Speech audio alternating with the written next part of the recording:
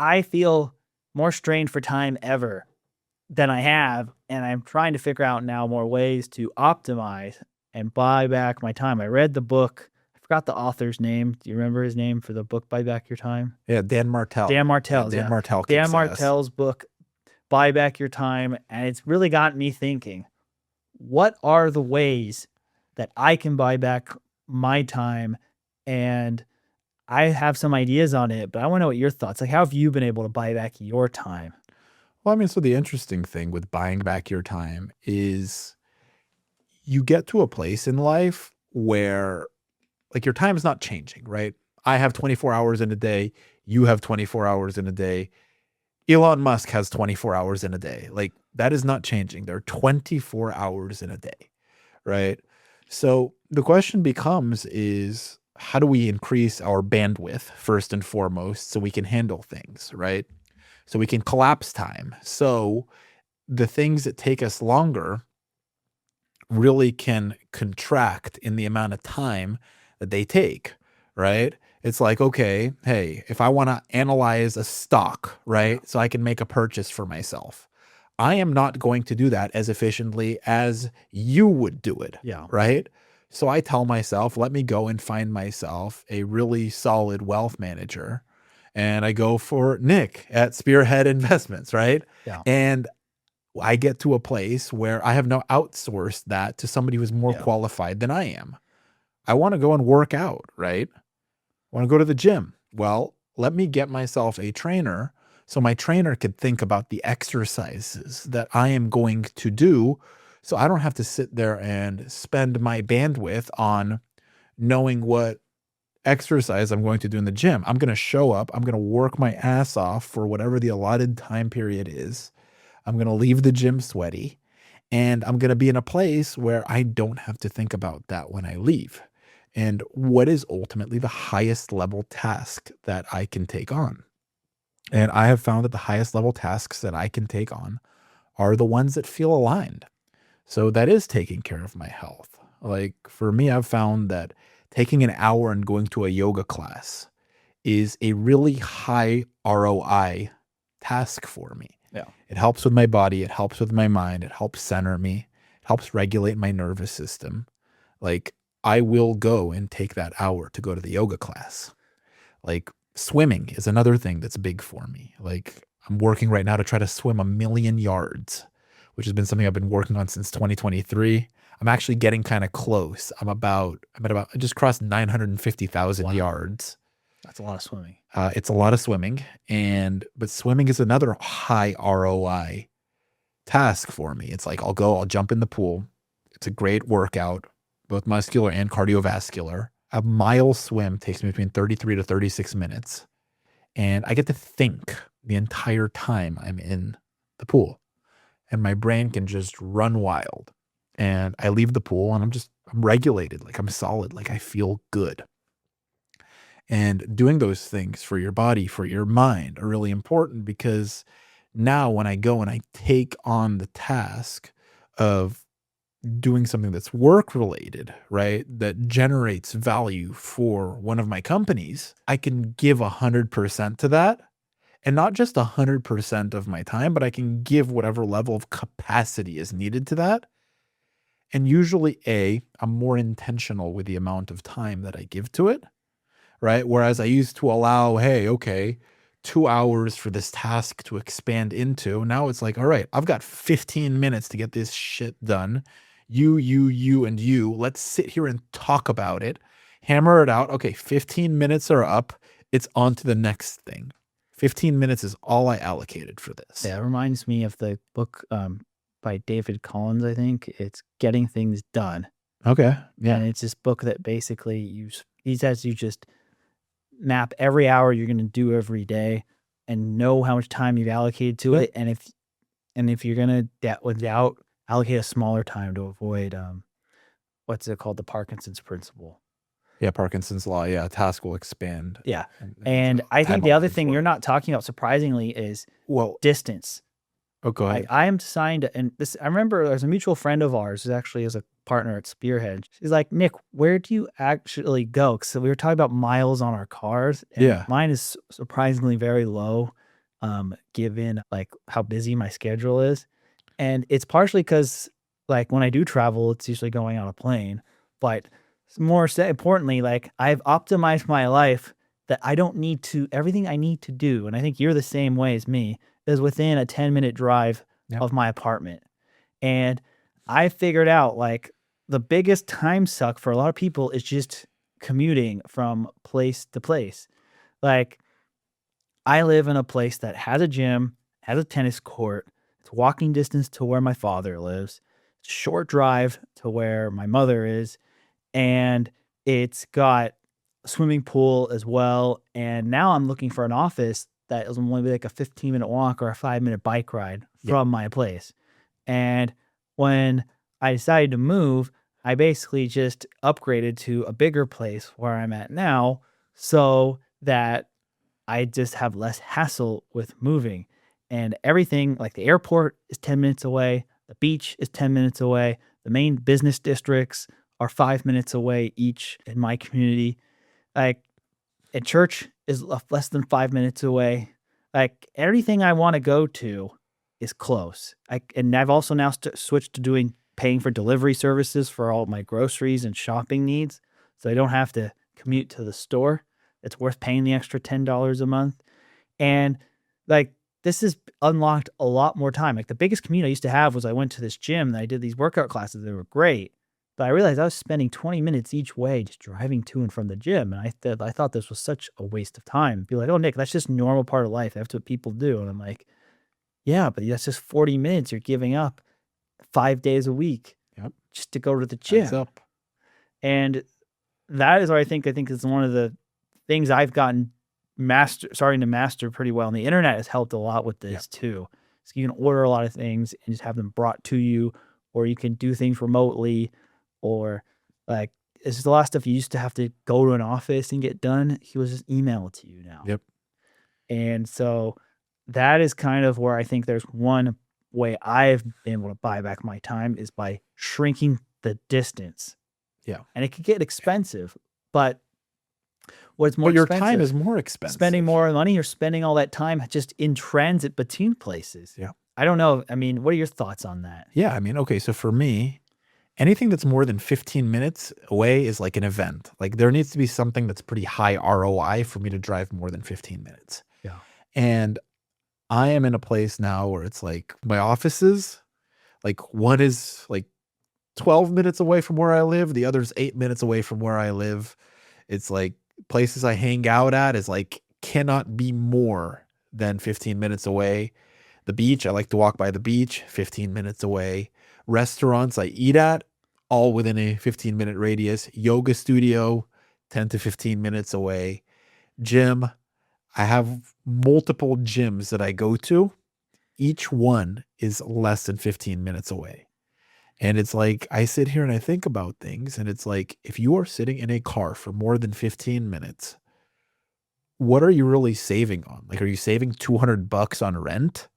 Like, are you saving $500 on rent? Are you saving $1,000 on rent? Or it's like the people who will drive to Costco to save 40 cents a gallon on gas. No, 100%. And you probably spend, and it's like, you have a 20-gallon car. I don't look at gas prices anymore. Yeah. Ever. Like, it's like people are saying nowadays, hey, oh, gas is $7 a gallon in California. I'm like, good. I hope it goes to 10 because that'll mean less people on the road and I can get places faster if I need to get there. I mean, that's how I view things, because it's to a place now where I just have an electric car, so I don't think about it. Yeah, but my point is I'll just stop at a gas station when I need it. I try not to think about it because thinking takes up bandwidth. I think EV would be a good way to buy back your time, actually. And you talk about, Ben, if you want a suggestion. No, because then all of a sudden you have to stop your car at a certain point in time where you don't have to live stop in a place that has a garage that you can just plug it in. Yeah, but then you've got to be mindful of that, and then you've got to think about that. What's more important than your time is your bandwidth. That's a lot faster than going to the gas station and yes, getting your oil. But what's more important than your time is your attention and your bandwidth. And now you're putting in attention and bandwidth into, I need to make sure my car is charged. And I want to just park my fucking car when I'm done with the day. I don't want to sit there and think to myself, oh my God, did I plug in my car before I went to sleep? oh, do I need to remove the charger from my car to optimize battery life? And so gas is easy. It's consumable. Another thing is rent where you live. Don't buy where you live. Consumable. Rent, you consume it. You pay your rent every month. I You think don't have to there's worry like a about psychic maintenance. You don't have value to. to owning a house, but I think though that buying a house just to buy a house, even if it's in a less desirable place, may not be worth it, especially in a high cost of living city like Yeah. here. Yeah. But I think, but you have to look at buying a house. It's another one of those negative expected value things. Like you're going to end up spending more on taxes and mortgage payment, interest, and repairs than any appreciation you're going to get. But I'm okay with that because I just like the idea of owning a place in my community. I get like I'm a all satisfaction for from it. buying and owning real estate. I think owning real estate is one of the greatest investments you can make. What I am not for is you buy $1 million place at a 6.66 interest rate. Over 30 years, you've paid $3 million for that place. And if you just want to triple your rent, you'll live at a kick-ass place. Well, and And it's for a lot of people, it's forced savings and there's tax benefit, but not like, yeah, but I think, but again, you're right. If the mortgage payment is double the rent, that is dumb no, decision. it's not double, it's triple. Yeah, it's even dumber decision. It's triple what you're buying the house for. If you look at a place, again, the reason I use 6.66 as the interest rate is because 3.33 would double it. Interest rates are around 6-ish% right now. Yeah. Let's say it was 6.6%, right? Yeah. That triples the value. So at 3.3%, if you got the 3.33% house, you're paying $2 million for a $1 million place that you buy. You're doubling it. At 6.66, you're tripling it, right? I don't see the value in you have to look tripling. You have to look at the math like on it though. But the math is, so in 30 years, here's how I look at it. If I buy a home, if in 30 years, will it appreciate in value? Will it triple in value? And then I'd still be down because I've paid property taxes every year. So it's got to triple in value plus outweigh what the property taxes you'd be paying are. You have to look at what the cost of rent and what rate that comes. Sure, 100%. So like basically it needs to be like for it to make financial sense, like rent and mortgage need to be equivalent or pretty close. Absolutely. And I think, and ultimately, again, like I said, these are all bandwidth things, right? Like I don't want to have to sit there and think, hey, something goes out, I now need to worry about fixing it. Nope, something goes out, call the landlord, here's something that goes on, because I want to think about the things that generate the greatest return. Yeah. And when I talk about generate the greatest return, I'm not even talking about financially. I'm talking about what generates the greatest return, like for Ben, like as a person, like as a soul. And it's like, when you go and have lunch with an uplifting friend, right? That's a really high ROI move. Sure, it can take an hour, hour and a half. We can get into a good conversation, right? And it's like you get to leave that conversation and go, hey, here is somebody that is not only worthy of being my friend, but I am worthy of being their friend. And we just got to have a great conversation. That's another thing I've done to buy back my time. Is I've actually taken down the amount of people I'm willing to say yes to have a one-on-one interaction with. Yeah. It's like nowadays, if I have a one-on-one interaction with somebody, it is intentional and it is meaningful. And it is because I love you and I respect you as a person.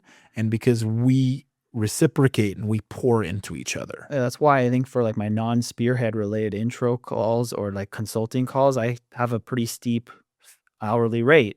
It's because literally there's tons of people who want to reach out to me. And back, I used to offer them for free when the channel was a lot smaller, just because I wanted to help out people. But I got flooded by so many requests. I'm like, I don't have time to talk to all you people. Yeah. Like, and so I had to say, look, if it's really that big of a priority and my advice is that needed, is that urgent, that's not related to what I do in my investment space, you can schedule a call with me and you can pay what my going rate is for that. And it's a way to filter out and buy back my time, essentially. Sure. And not only that, I mean, not only buy back your time, respect your time. Like it's like for me, I'll get messages on LinkedIn all the time. Like, hey, we should hop on a call. So I actually always respond to those messages with sure, no problem. I send them a link. I'm on Patrick Bet David's Binect platform. I think I have on there, I charge it's $450 or $500 for a 15-minute call. And I send the person on LinkedIn, hey, I'm happy to jump on a call anytime that's allotted within my schedule. Here's the link to book the call on Minect. And if somebody wants to book the call, they're more than welcome to book the call. But the whole no investment time commitments, I feel those are the biggest time suck because we're caught saying yes to people too much. And I feel like one of the greatest things you can do to buy back your time is to just say no when you don't actually feel like it's ROI positive. Yeah. But I think probably where you and I disagree is I think some of these conversations are probably more ROI positive than you do. Because I think there is some help just building a network so that if you know somebody who does need help with something, you know who to put them in touch with. Absolutely. And I'm completely open to introductions and calls that are productive and where we are exchanging a mutual value with each other, right? Totally open to those. I'm talking about the calls where somebody's trying to pitch me on a sale for something. And it's like, and if they feel like they're, or somebody's like, oh, hey, I want to like get to know you or whatever it is. And there's no clear value offering, right? Whereas I used to just take that call and hop on it and get to know someone. More times than not, it was somebody who was looking to extract value rather than to give value. And I now am at a place in life where I am more intentional and more selective with who I allow to have my time and my bandwidth.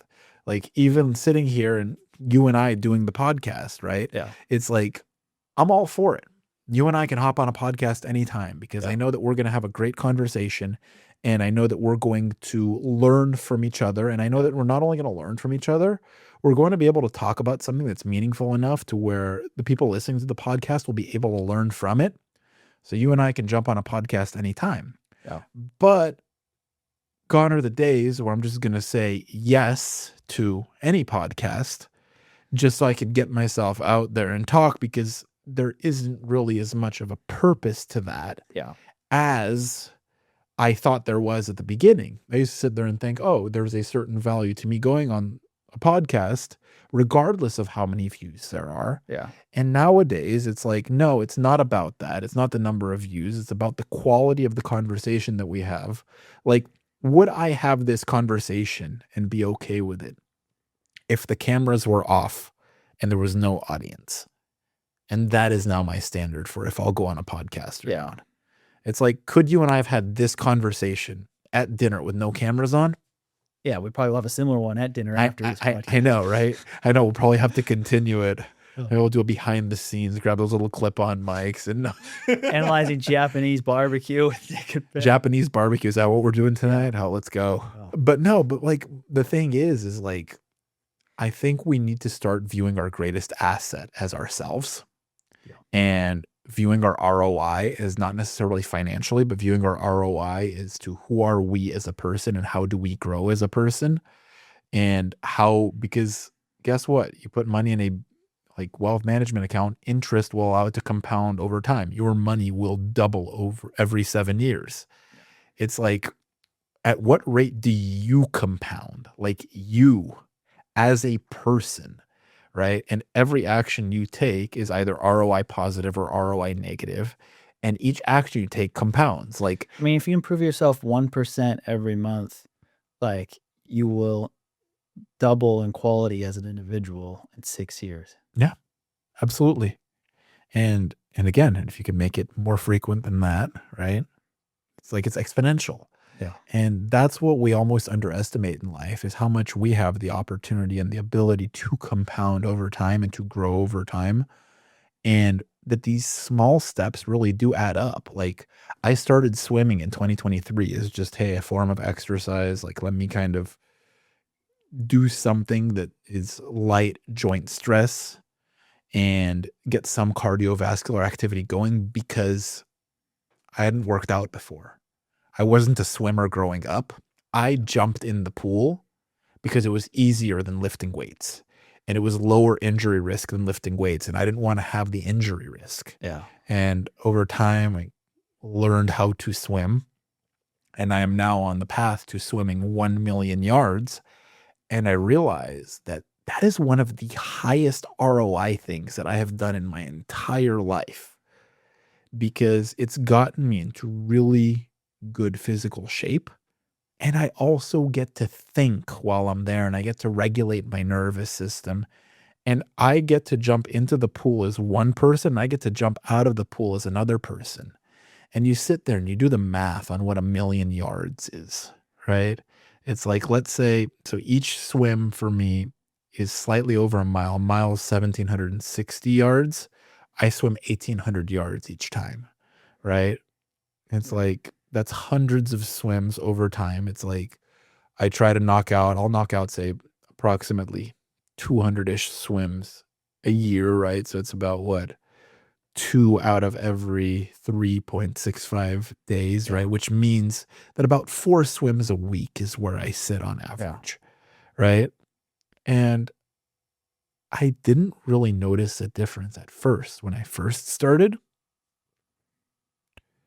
But I look at the person I am today and the person I was when I started, and to know that I can jump into any pool and fucking go, and now all of a sudden I'm swimming for my mile's 33 to 36 minutes, but guess what? I can go longer.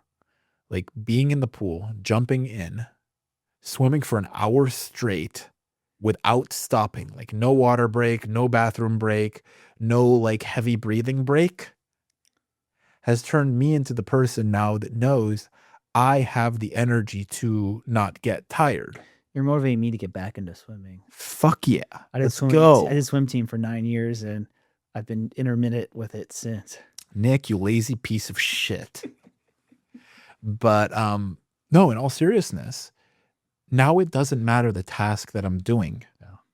I don't need the extra breath. I don't need the extra, let me catch up on my breath. Let me drink extra water. If I'm in the gym, no water.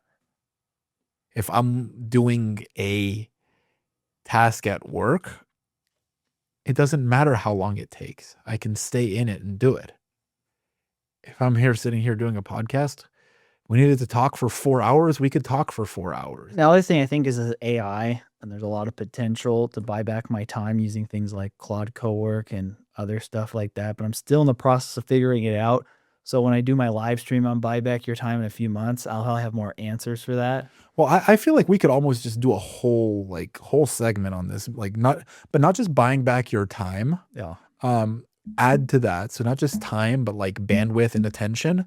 And then what is your like level of ROI on each type of task you're doing? So maybe we just do a different segment on a different day. That might and be that might be our next podcast. and we dive deeper into that. Like, what is the return on investment for different things? Like, and also like you talk about positive expected value. Like, what's the return on investment on a business? Yeah. What's the return on investment on a marriage? What's the return on investment on like literally like a financial investment? What's the return on an investment of an hour of time that you're investing on a commute? Yeah. And I feel like we can dive pretty deep into that. Yeah, I think that's a good way. I think it's a good, we'll leave off from there. But thanks for joining me again, Ben. This was fun. Hell yeah. Well, it's a good segue for everybody. I'm Ben Beery, the Authentic Journey podcast.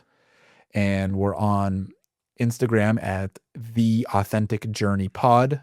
I'm on Instagram at Ben Beery, BenBeeri.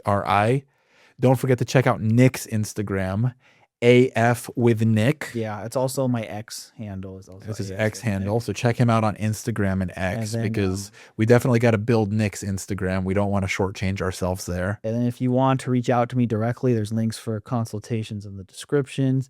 There's also have my tour, which is going to be going to a bunch of cool international destinations in 2027. I look forward to seeing you guys there. And my main channel is Analyzing Finance with Nick. And then my secondary channel is Nick AF. Nick as fuck.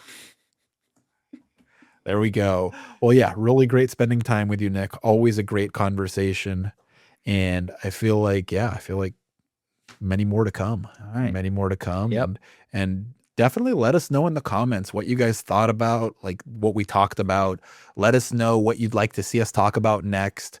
There's a lot of different perspectives that we can bring. And also, if you have suggestions on how to further buy back our time. Suggestions to buy back your time. So let's do this. What is something that you have done to create more time, attention, or bandwidth for yourself? And what have been some of your highest ROI investments from a time standpoint? Like for me, swimming, yoga, having lunch with a friend. What are some of the highest ROI investments that you've made? And we'll see you on the next episode of Analyzing Finance with Nick or The Authentic Journey. We'll catch you guys.